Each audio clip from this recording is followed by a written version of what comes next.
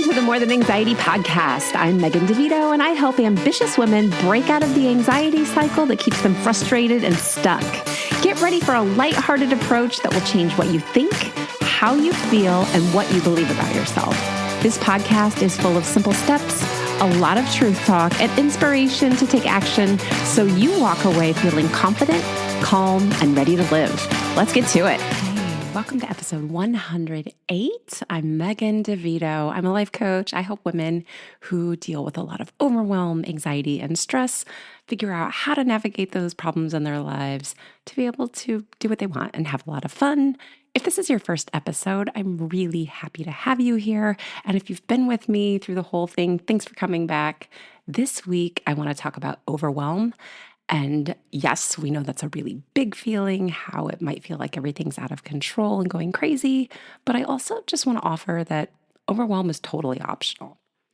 Don't hate me yet. I'm going to explain every reason that I believe that's true and give you some advice on how you can start to manage overwhelm and get some help with that. So I just want to tell you that overwhelm is not something that is specific to anyone who is feeling anxious or depressed or anything else.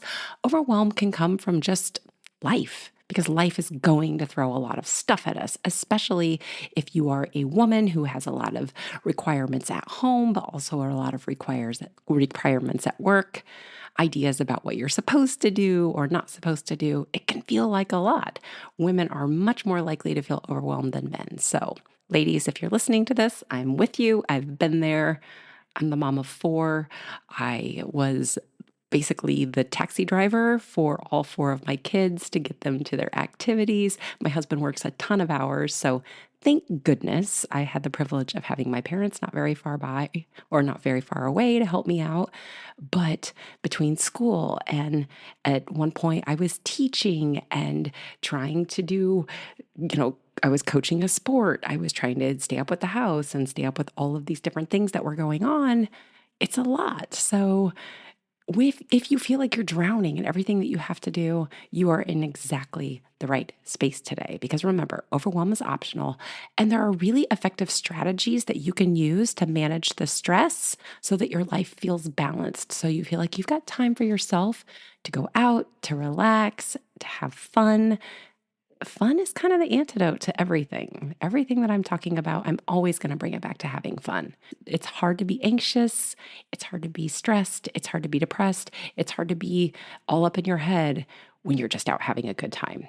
And that doesn't mean not to be a productive citizen and to just blow everything off. That's not where I'm going either. So let's talk about what overwhelm is. Really, the definition of overwhelmed itself is just this feeling of being burdened or taken over, kind of overpowered by a ton of work or a ton of responsibility. It can be overwhelmed by emotions, overwhelmed by tasks, overwhelmed by things that are going on in your life. We'll just call those circumstances. It could also be that your overwhelm might lead to feelings of even more stress or feeling anxious and totally feeling exhausted and defeated. If you are like, oh, yeah, that's me. Hey, guess what? Let's talk more about overwhelm. Let's figure out what to do about it.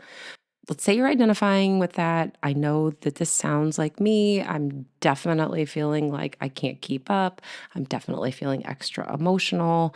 I just can't get a minute to go to the bathroom by myself when I don't have my phone going off. All of those things can definitely bring you to a place where you're feeling really drowning in everything around you.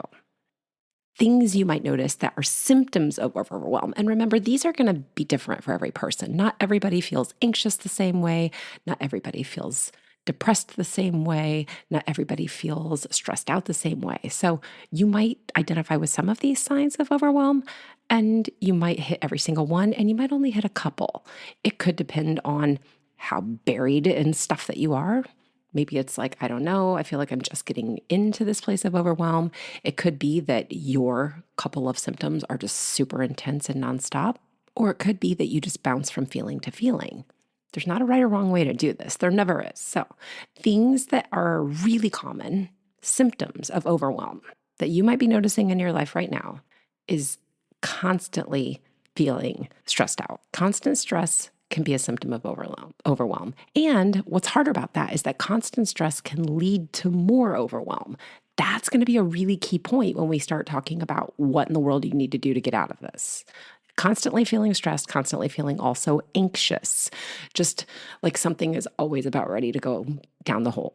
So constant stress, or also constantly feeling anxious. The more stressed you are, the more likely you are to feel anxious because stress feeds anxiety. So if you've been constantly stressed and feeling like just really tense, really grouchy, really just all the time, grouchy with your family, things like that, could move into a place where now it's like, I feel like something is wrong. Like I just can't shake this feeling in my body. And that really comes down to how much cortisol you're building up, how much time you're focusing on yourself and taking care of yourself. And that could be for another episode, or we might talk about that in a little bit. We'll just see where this episode goes.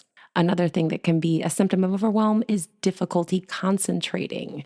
If you sit down and your brain keeps going to every other thing that's going on in your life. Now, to be clear, if you are one of my friends with ADHD, you may sit down and notice that you can't concentrate on a good day. So not being able to concentrate isn't alone specifically a symptom of overwhelm. But if you normally can concentrate and all of a sudden in the last week or however long you're like, every time I sit down, I just think of the other 1,000 things that are going on in my life. I keep thinking about everything I have to do. I keep thinking about all of the things that are stressing me out.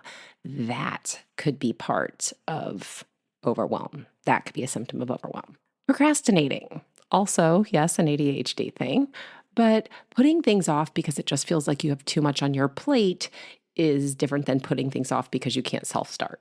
So the self-start portion would be an ADHD thing where it's like, I don't know, I just can't really get myself to do that thing. Yes.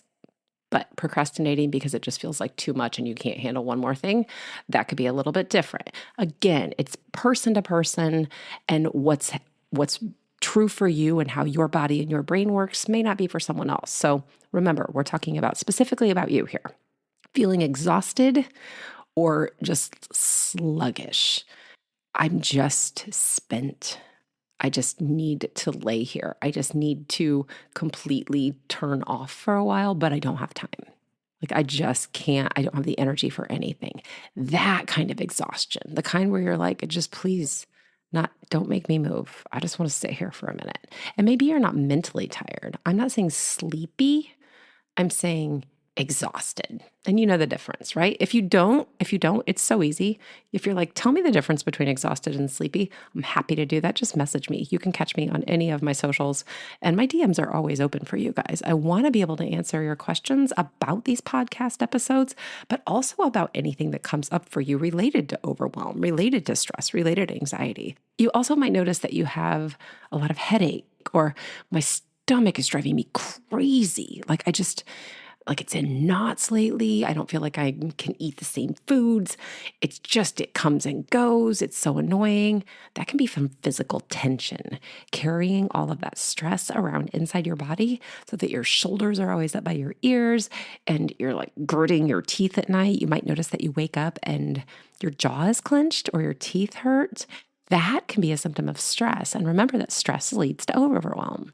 So if you're noticing that you have more headaches or more stomach aches, take a minute. Are you stressed?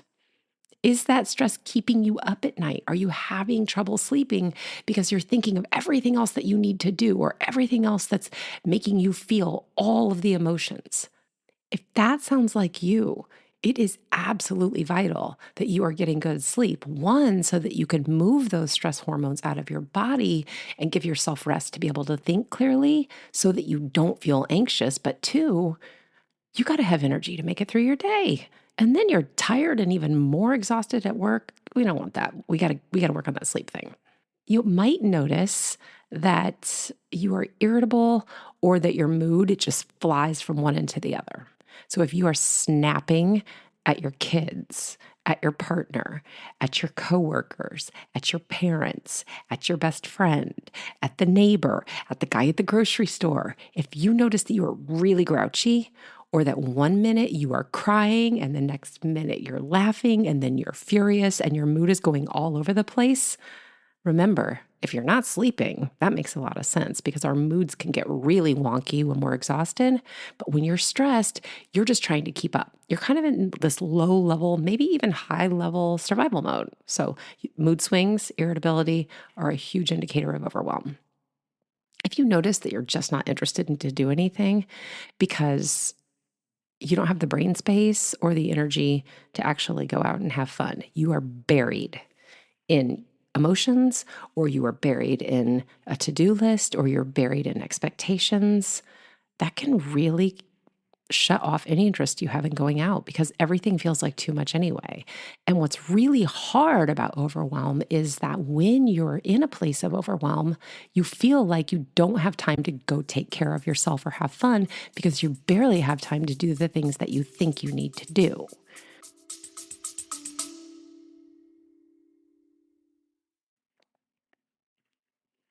Hey, I talk with a lot of anxious women, and more often than not, what I hear is how overwhelmed they feel. They know that their schedules are too full, they know their brains are too full, but they have no idea what to do about it or what's causing it. Trying to balance work and home responsibilities, keep everything running smoothly and everybody happy, then to do it perfectly is emotionally, mentally, and physically exhausting. So I created a short 5-question quiz to help you get to the bottom of why you feel so overwhelmed and to give you some solutions to help you feel less stressed and anxious and more confident. Because when you know what you're doing that's causing you to stress, you can swap habits to create more space for yourself to rest and relax. Resting and relaxing makes it easier to think clearly, to work efficiently, and to still have time for yourself to go do the stuff you've been wanting to do. And wouldn't it feel amazing to be confident, to feel calm, and to be able to go have fun again? I mean, I think so. You can take that quiz using the link in the podcast show notes and have a very first step forward out of overwhelm in less than 5 minutes. That's where we want to create the pause that I've talked about so many times in the other episodes. When you're in that cycle, whether it's a stress cycle or an anxiety cycle, we have to find an exit so that you can choose a new way of being. And when you're overwhelmed, that new way of being is really finding a place to rest, to take care of yourself, and to go out and insert fun into your life. The last thing you might notice is that you're really feeling disconnected from other people. Like, how do they have time to go out and do something? I don't have any time for anything in my life ever. How do they have time to go laugh and joke around? Why are they not freaking out about this deadline? Do their kids not need them all the time? What is going on at my house that everything's wrong? If you notice that you're feeling really isolated or like disconnected, and especially if it's making you resentful, boom, that is a symptom of overwhelm. So if you are experiencing any of these symptoms, especially if you're experiencing several of them, it's really important to start taking some steps to manage that stress. And then let's get to the root and figure out what's actually causing the overwhelm. Because you might think that you have too much on your to-do list, and that's probably true. You might think it's because you're not sleeping well, and that's also probably true. Or it could be that you got in a fight. Maybe there was a death in your family. A ton of stress is for sure a huge cause of overwhelm, but that's not the only reason. It's not just your to-do list. It's not just the amount of things, the circumstances that are going on in your life. It's things like overcommitting yourself. If you are taking on a ton of responsibilities and you are terrified to say no to people because of what they might think of you or because of what you think your responsibilities are, we have to take a step back and say, what's on your calendar? What's on your to-do list? What's on your mind that doesn't actually need to happen? It is okay to say no. And if you have a fear of saying no to things, that can lead to feeling like you're drowning in the things that are on your calendar. And that is preventable. That is optional. You do not have to overcommit yourself. That's one way that overwhelm is optional. The second way could be lack of boundaries. If you're saying yes to everything because you're afraid to say no, but if you're saying yes to people so that they like you, so that you feel included, so that they think you're productive, so they think you're a good employee, that also is optional. You're allowed to tell people yes to the things that light you up and to be really excited about the things that you know are good for you, for your schedule, for your life, for your kids, for your goals, for all of those things. And on the flip side of that is that no we were talking about. And I just want to offer that every time you tell someone no to something that isn't making you really excited or that you don't feel like is in line with you, you are giving someone else the opportunity to say yes to something that they might love, that is perfect for them. So if you have some guilt around, like, if I don't do it, nobody will, remember there's somebody else out there who could be really excited to do that thing. Give them a shot. Let them do it. It's not for you, but it might be for them. So overcommitment is one, lack of boundaries. The third one I want to talk about is perfectionism. If you are striving to be perfect, if you have unrealistic expectations, which, by the way, are only in your minds because everybody has a different idea of what perfect is, and you are constantly criticizing yourself because you can't do it well enough, it's not big enough, it's not good enough, it wasn't fast enough, it wasn't the same as so-and-so's, pause. That is optional.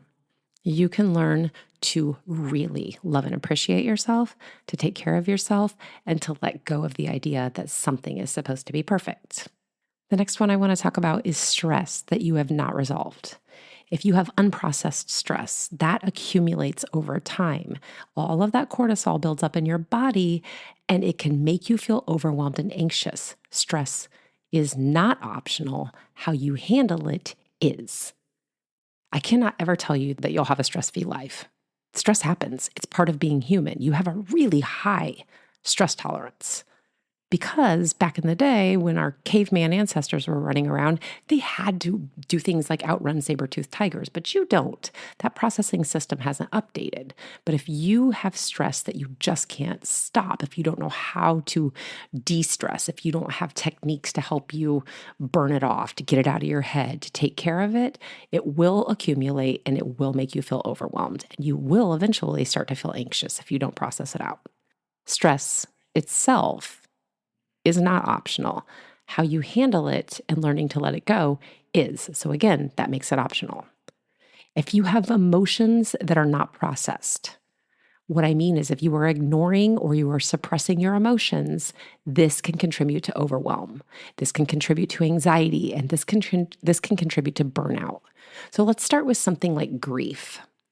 If you refuse to process grief, if you lost your job, if you lost someone in your family, if you lost your pet, if you sit in that and you don't let it out and you just roll in it, if you don't deal with the grief, that is going to accumulate and it's going to stay knotted in your nervous system. So let's say that you have that grief in there and then all of a sudden you feel resentful. Something happened and you have resentment towards a sibling or someone at work, and you start to feel resentful and you don't process that either.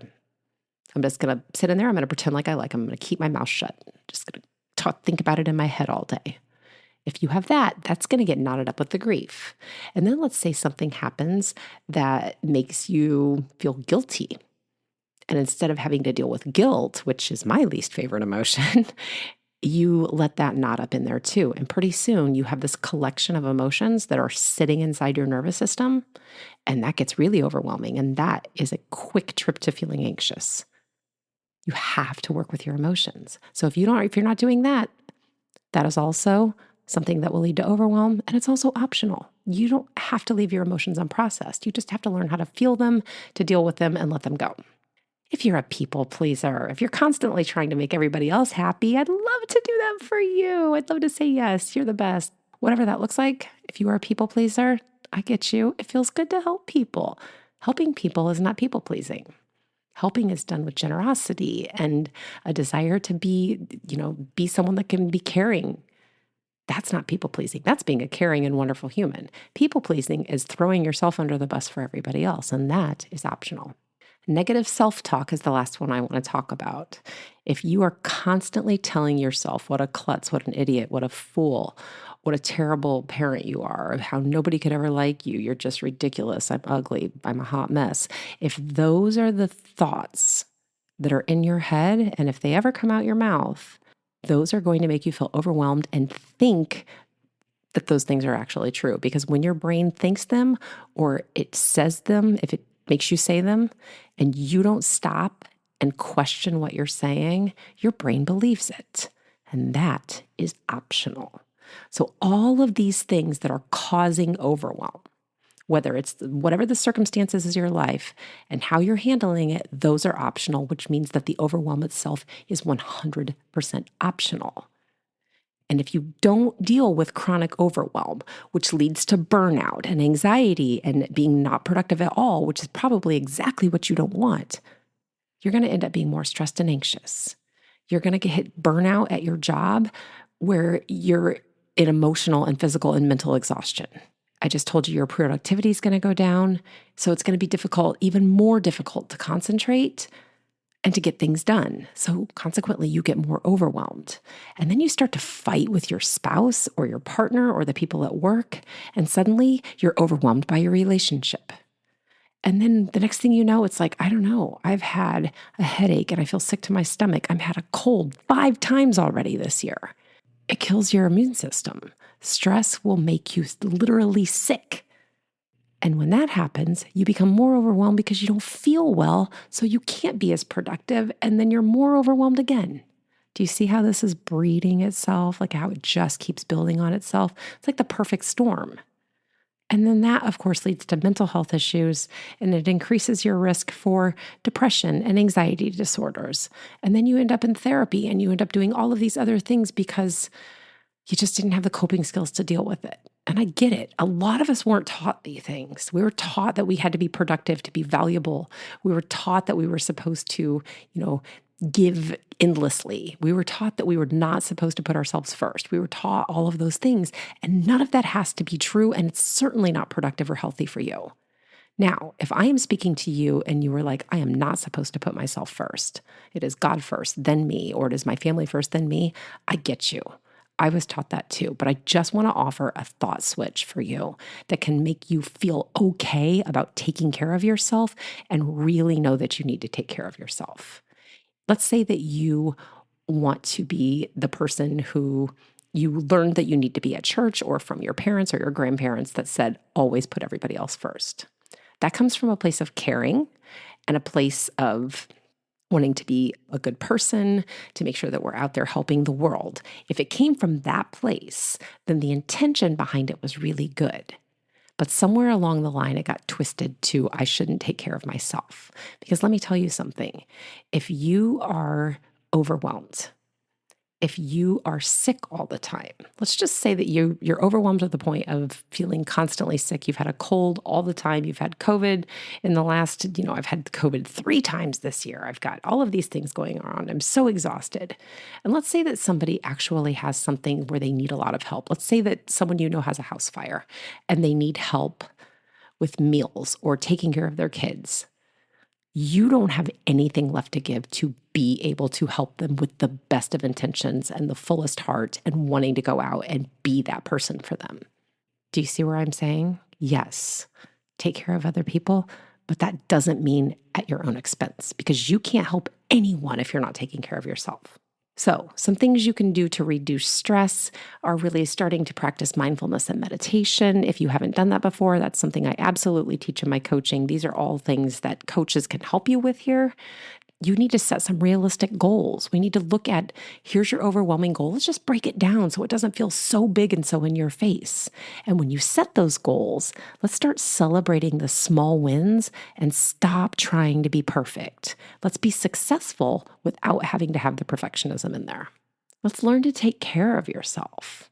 Let's make sure you're eating foods that really benefit you, that you're taking breaks, that you're going out and having fun on purpose. Let's learn to say no. Let's find out what your priorities and your boundaries are. Let's find out what your values are, what's really important to you.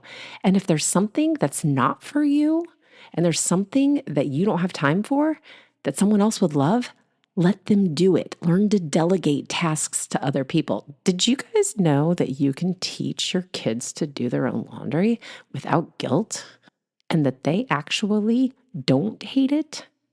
I put it off for a long time, and I was doing laundry for 6 people all week, every day, single. It was like laundry is never done anyway because someone's always wearing clothes. So unless everyone in the house is naked, there's always more laundry. But then I was like, hey guys, you know what? You're going to do your laundry. And I'll change it over for them sometimes. I'll be like, oh, I need to do my laundry, so I'm going to change this over. If they have to go to school and they say, can you please switch it? Yes, I will do that. But they need to be able to self-start to do it themselves. They don't hate it. You can delegate that task. Do you have any idea how much more time I had in my life when I wasn't doing laundry for 6 people? Whoo! Trust me, you can delegate tasks. And the last thing that I can really help you do as a coach is to help you challenge those negative thoughts that you have about yourself and find the truth. What's actually true about what you're saying about yourself? What would actually happen if you didn't do that exactly perfectly?